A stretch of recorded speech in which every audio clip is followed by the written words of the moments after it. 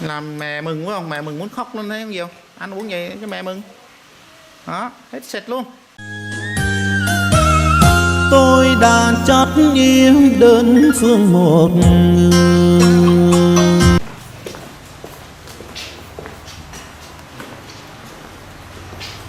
Ô giỏi quá.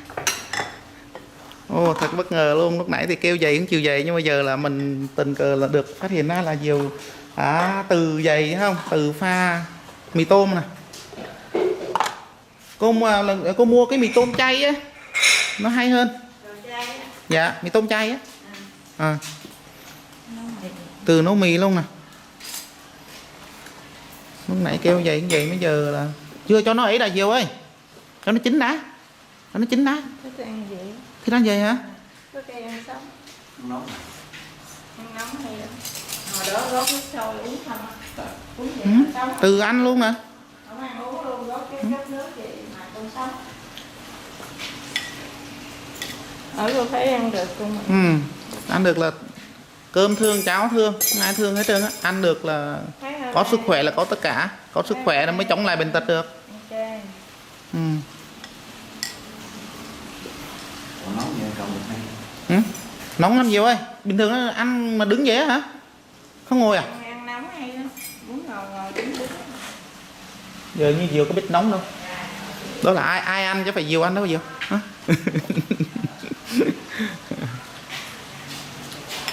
Hay chưa? Đó.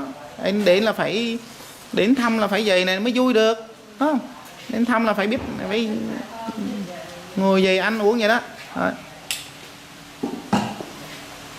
Vậy cô thấy như vậy có vui không? Vui lắm. Vậy hả? Mừng dữ lắm. Vậy hả? Thấy Mừng vậy mà là cô xúc động, cô khóc luôn. vậy hả? 18 tháng không ăn luôn. 1 năm rưỡi mới đầu tiên xuống bệnh viện rút đâu có chút máu nào đâu. Bao lâu rồi ăn vậy? Rồi cái bắt đầu ăn rồi ít tháng cái ngưng vậy đó. Rồi mấy khi vậy thì mình vô ống với tưới tiếp nước biển. Dạ. Hôm trước ốm dữ lắm, cái xương cua rồi chắc đứt tay. Nè về là để nhiều.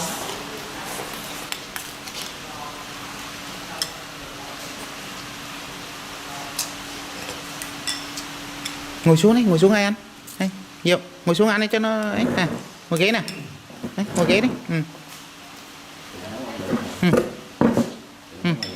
Đây, ngồi xuống ghế đi. Thích đứng vậy thế hả? Ăn nóng giỏi luôn hả?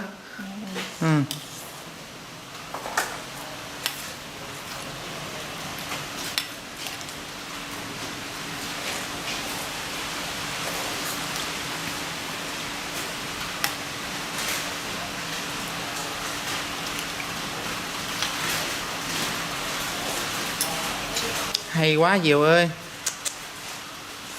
tuyệt vời, tốt lắm. Đến mà cứ thấy ăn uống được như vậy là tốt này.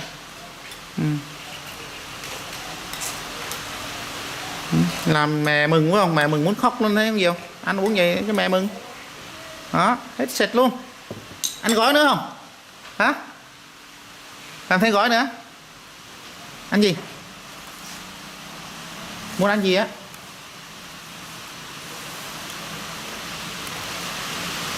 Uống nước. Ăn gói nữa hả? Ồ giờ ăn cháo. Đó cháo đó, cháo. Hay quá. Món gì đây?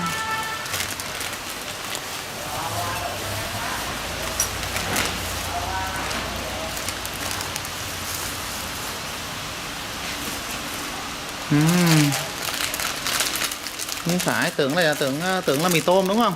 Tưởng là mì tôm nhưng cái này cháo mà. Kiếm mì chay hả? Đó. Ồ hay chưa? Hết gói là làm thêm gói nữa, giỏi quá.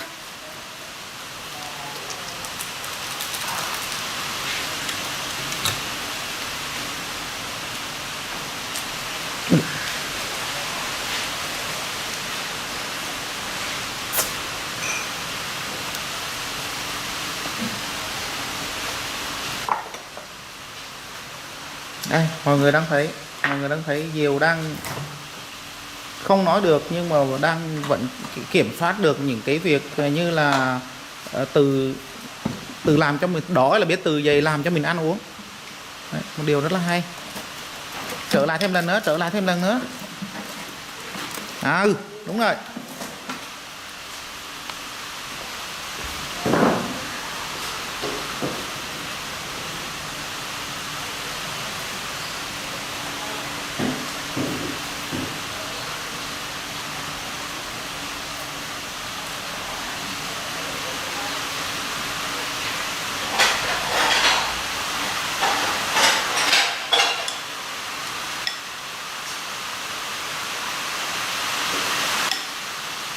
Bình thường thì Diều ăn được mấy gói mì tôm không?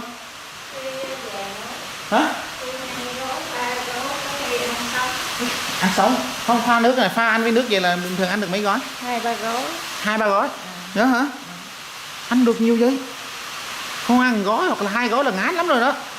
Tại thích cái đó. Hả? Nó thích. Dạ ha. Cái gì rồi cô mua để đi. À. Cho nên cô mua để đó là Diều nó thích ăn là từ làm pha ăn luôn. Thì ăn ban đêm cũng có.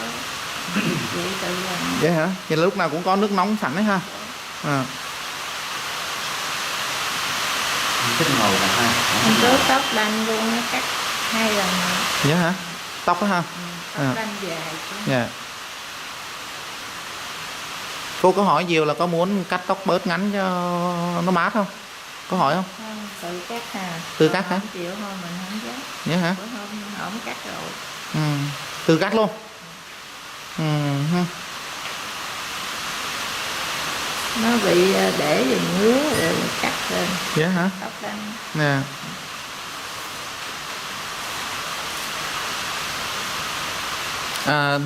Chào cả nhà. Thì cách đây tầm khoảng hơn 15 phút về trước thì mình đến đây thì Diều nằm ở trên giường và mình có muốn đề nghị là muốn Diều ngồi dậy để nói chuyện, nhưng mà Diều đưa những cái dấu hiệu đưa tay là giống như là cảm thấy trong người mệt hoặc là gì đó, không có dậy được.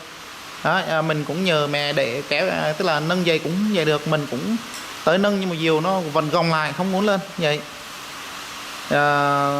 Nhưng mà sau đó tầm 15 phút sau thì trong lúc đang ngồi nói chuyện với hai bác ở nhà trên thì ở phía dưới Diều đã từ dậy và từ pha mì tôm cho mình, từ ăn, từ lo cho mình ăn uống. Rất là một điều rất là bất ngờ. Và đây là gói mì tôm thứ 2, em ăn rất là được. Thôi mình không đến gần để cho tự nhiên, cho nên là mình muốn đứng xa xa như vậy. Ăn gần hết rồi. Sao tay chắp lên sau. Đây chỗ vậy. Ừ. Chân nặng. Trung thành. Cái này là ăn theo cái kiểu của cái người này là ăn theo kiểu cái thế của cái người này già lắm rồi này. Còn lưng hả? Còn lưng và chống tay chống nền đưa tay vậy là cái thế của cái người Có một cái anh cụ ra lâu dài vậy nè, như cha nó là phải xem cho cái lưng rồi là mấy năm nay rồi.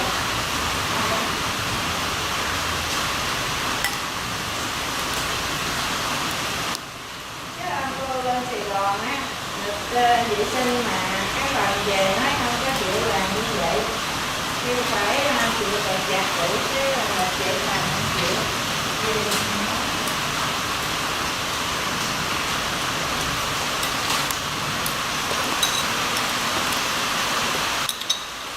hay quá.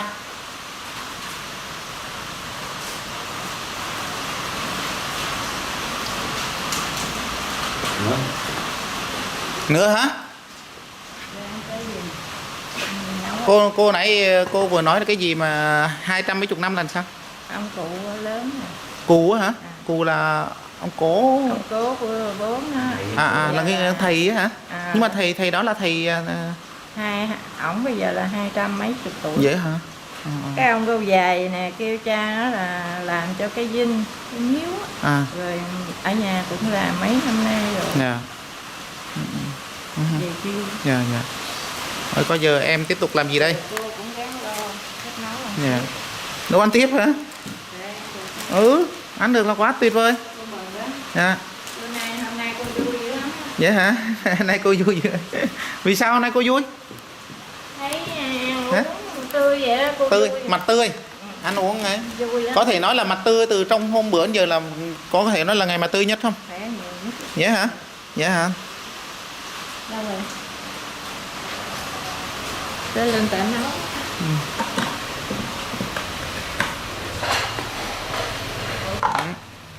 Em tiếp tục pha cháo ăn.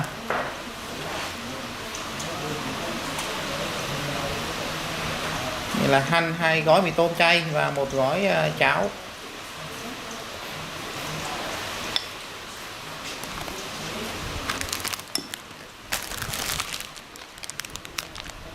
Mì gấu đỏ, cháo thịt băm.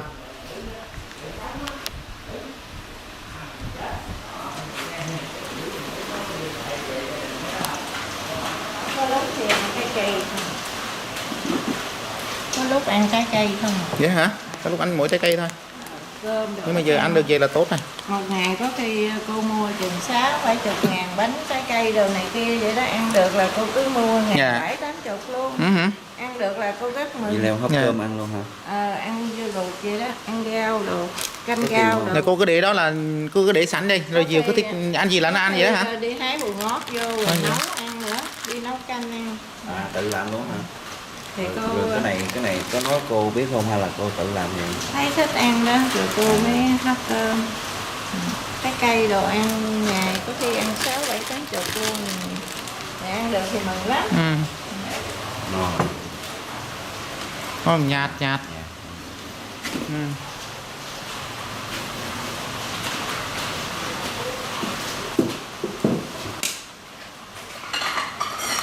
Có hãy cô đi bán củi thì mượn cô nó ở nhà giùm. Dạ. Chú thì đi làm, nói chung là cũng hơi vất vả. Ừ.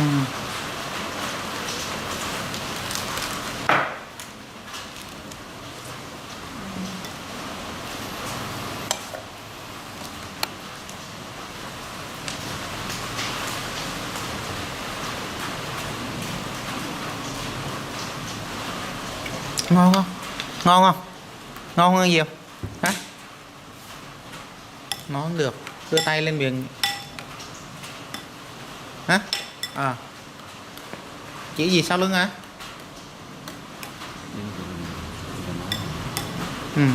Có ai đứng sau lưng bịt miệng lại không cho nói hả? Hử?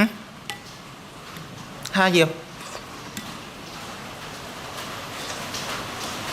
hỏi ngon không đưa tay chỉ sau lưng như nè. Dạ, đưa tay quay đằng sau lưng như nè.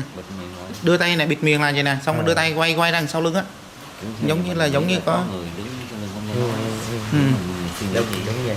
Đúng rồi. Chỉ có người đứng sau lưng không nghe. Gái vậy mà tiếp theo thì chỉ tiếp Diệu. Cái cô quết kem đó mua có tiền mà mua không có cho Đẹp rồi. Đẹp chút cây em.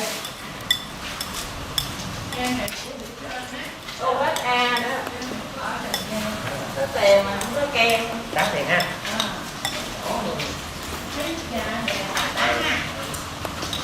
Rồi trà rồi vậy đó để muốn uống tự chăm uống.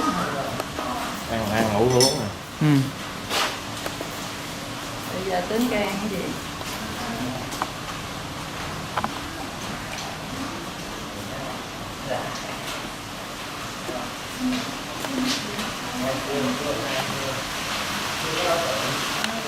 Có đòi hỏi gì không? Có đòi ăn uống gì không? Rồi, xong. Uống nước đi, ăn xong uống nước đi Diệu. Uống nước nè. Uống nước, lấy nước ha. Ừ? Cô nước uống là mình từ rót cho Diệu thử nước. Muốn uống từ uống.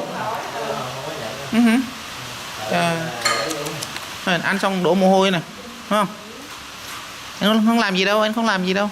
Ha. Ừ.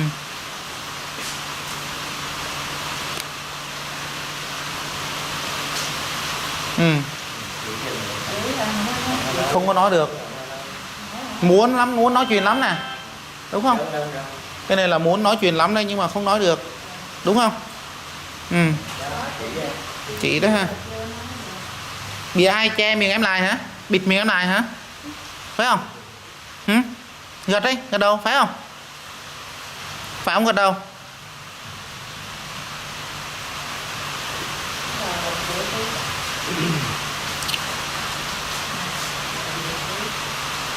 Thôi mới lúc nãy này nó cố gắng ăn uống đi để khỏe để mà hết bệnh hết tật.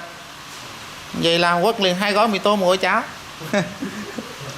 Đây đó, không nói được.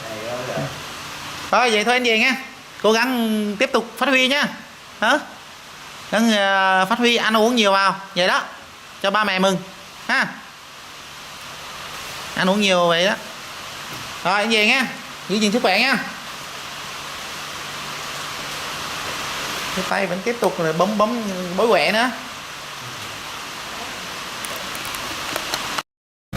Thưa nhà, vậy là ngày hôm nay mình đến thăm lại em Diệu và đã chứng kiến những cái sự cố, những cái câu chuyện đầy bí ẩn mà mẹ Diệu đã kể, và biết thêm những cái sự việc mà trước đây mình chưa được từng thổ lộ. Ví dụ như là